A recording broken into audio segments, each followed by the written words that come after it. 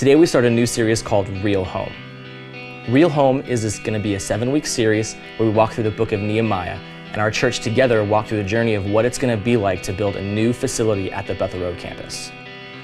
The 7-week series is going to follow Nehemiah, who's the guy in the Old Testament, and he walked through the same things that we're about to walk through. So we're going to follow his wisdom, follow his leadership, and see what it takes to do this in a godly and a wise way.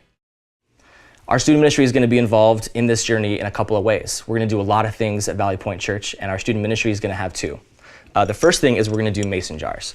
Now, everybody, before you guys leave life group tonight, you're going to get a mason jar. These mason jars are going to be our way of contributing financially to this project. Now, a lot of our adults have jobs, and so in Sunday morning, we're going to talk about what tithing means. We're going to talk about 10%. We're going to talk about budgeting and what it's going to take for them to give a lot of money over the course of 3 years. Most of you don't have jobs, and so we're going to have to do this in a kind of a different way.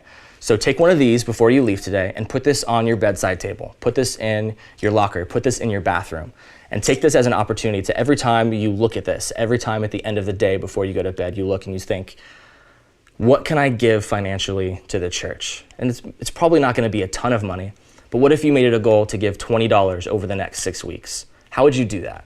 Do you have like an allowance that you get an allowance once a month, maybe once a week? Is there part of that allowance that you can sacrifice so that we can give financially to this thing and join our adults in being able to build our new campus? Grab one of these and think about it. We're not going to be able to give a ton of money, but it's not about giving a ton of money. It's about being faithful to God and hoping that He is going to use the money that we give and that we sacrifice to better our community and to better the church and to better the kingdom of God. So make sure that you grab one of these at the end. That's going to be one way. The second way that we're going to contribute is on February 15th, we're going to do a Love Day. ValleyPoint Church does a Love Day every single month, and February is going to be no different. But our student ministry, we have two separate projects that our students, junior high is going to be at one location, high school is going to be at another location, and you're going to serve all morning from 9 to 1. You're going to serve, you're going to paint, you're going to clean, you're going to organize, and you're going to work hard for 3 or 4 hours at these locations in our community. These places are 5 miles, 10 miles away from the front doors of our church, these nonprofits that need our help. So I'm going to encourage you guys that if we can get every single person who is signed up for a life group to commit to this, we can have up to 60 students working really, really hard to change our community, and we can do it together. So please join us as we have these opportunities over the next 7 weeks to change our community and to contribute to the Real Home series. In the next 7 weeks, we're going to be looking at the book of Nehemiah. Now, today we're going to talk about the very first chapter, and we're going to go in order and follow Nehemiah on his journey to building what he is building as we're building our church. The first chapter is all about prayer. The first thing that we learn from Nehemiah is that in our journey towards building a real home, we need to pray first. Before we do anything else, prayer and focus on God has to come first. In chapter 1, verses 3 and 4, Nehemiah writes this. He's found out some news and he's really not happy about it. And so we're going to see how he reacts to the news that he gets. Nehemiah is a cupbearer for the king, which means that every time the king needs to eat something or drink something, Nehemiah has to eat or drink it first. And so that way they can decide whether or not the food has been poisoned. So he's basically a bodyguard. And if the food is good to eat and Nehemiah doesn't die, then the king eats it.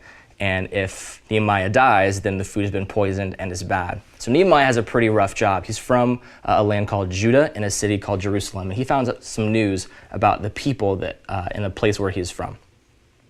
So in verse 3, chapter 1, he says, "They said to me, 'Things are not going well for those who return to the province of Judah.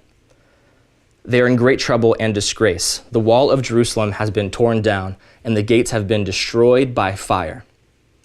When I heard this, I sat down and wept. In fact, for days I mourned, I fasted, and prayed to the God of heaven." So he's just found out some incredibly disturbing news about a people in a place that he loves, his homeland. And he says, "I fasted, I mourned, I was sad, and I prayed." I didn't think about revenge first. I didn't think about running off to the land and killing everybody first. He said, "I was sad and I prayed," and he focused on God. And the rest of the chapter 1 in Nehemiah is focused on reading his prayer, what Nehemiah is praying about. So if you want to do that at home after life group or even in life group, talk about and read through that together, that would be a great thing. But let's read the end of that prayer in chapter 1, verses 11. He says, "O Lord, please hear my prayer. Listen to the prayers of those who delight in honoring you. Please grant me success today by making the king favorable to me. Put it into his heart to be kind to me." And the rest of his prayer, he prays for his city. He prays to God. He said, I love you and I'm honoring you. And I hope that because I'm honoring you, that you'll recognize that honor and that you will help me. And I'm going to go ask the king something. In the next couple of weeks, we're going to find out what he's asking the king and what exactly the plan is. But before there was a plan, he had to actively pray and focus on God, because that's the only way that this is going to work. And so we're going to do the same thing. We're going to pray first. We're going to ask God for help and whatever comes next. Before any of the plans, we're going to pray first, just like Nehemiah did. Here are a few takeaways. Be available to God. Over the course of the next few weeks, there's going to be many opportunities for you to engage in the church and engage with God and be able to be a part of this Real Home campaign. The question is, are you going to be available for him? The first opportunity we have for students is in mason jars. Are you going to be a part of the mason jar journey? Are you going to be able to sacrifice money on a daily and a weekly and a monthly basis to contribute financially to our Real Home campaign? Are you going to be available in February on the 15th when we go out and we serve the community at our different locations? Are you going to be available for God, or are you going to be on the couch saying, "Oh, I'd rather be doing something else"? The choice is totally up to you, but I highly encourage you to be available to him during this time. You'll never forget it. The second one is tell God that you're ready. We learn from Nehemiah, when something happens, when we're going on this journey together, the first thing that we need to do is pray. Well, we can't just assume that we have prayed or think about praying. We actually need to pray. You can do it right now during this video. You can do it during life group that's about to happen in a few minutes. Together as a group, tell God that you are ready to join us on this journey and be a part of ValleyPoint Church as we journey towards building a real home. The last one is pray for your school. Pray for your volleyball team. Pray for your football team. Pray for the people in your life.